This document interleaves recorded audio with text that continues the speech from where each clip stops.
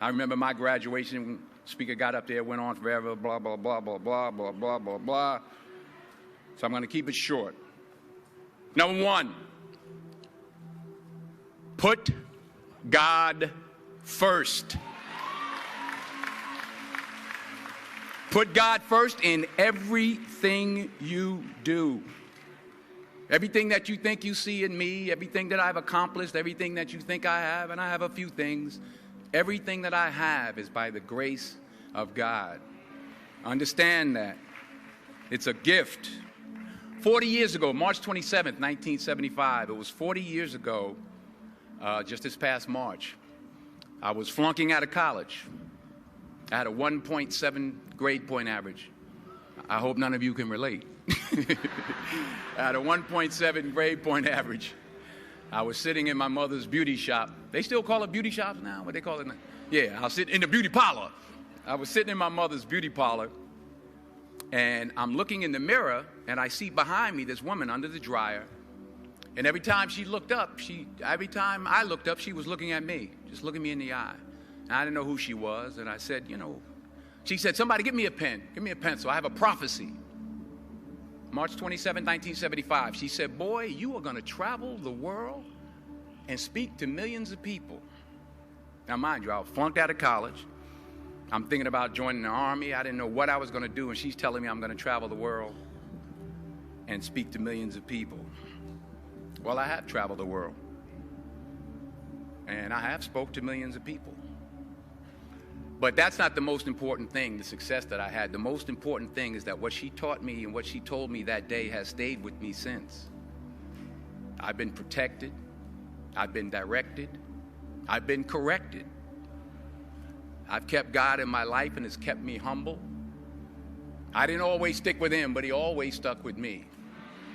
So stick with him in everything you do. If you think you want to do what you think I've done, then do what I've done and stick with God. Number two, fail big. That's right. Fail big. Today is the beginning of the rest of your life, and it can be very frightening. It's a new world out there. It's a mean world out there, and you only live once. So do what you feel passionate about. Take chances professionally. Don't be afraid to fail. There's an old IQ test, was 9 dots, and you had to draw 5 lines with a pencil within these 9 dots without lifting the pencil. The only way to do it was to go outside the box. So don't be afraid to go outside the box. Don't be afraid to think outside the box. Don't be afraid to fail big, to dream big. But remember, dreams without goals are just dreams, and they ultimately fuel disappointment. So have dreams, but have goals. Life goals, yearly goals, monthly goals, daily goals. I try to give myself a goal every day. Sometimes it's just to not curse somebody out. Simple goals, but have goals. And understand that to achieve these goals, you must apply discipline and consistency. In order to achieve your goals, you must apply discipline, which you have already done, and consistency every day, not just on Tuesday and miss a few days. You have to work at it every day. You have to plan every day. You've heard the saying, we don't plan to fail, we fail to plan. Hard work works. Working really hard is what successful people do. And in this text, tweet, twerk world that you've grown up in, remember, just because you're doing a lot more doesn't mean you're getting a lot more done. Remember that. Just because you're doing a lot more doesn't mean you're getting a lot more done. Don't confuse movement with progress. My mother told me, she said, yeah, because you can run in place all the time and never get anywhere. So continue to strive, continue to have goals, continue to progress. Number 3,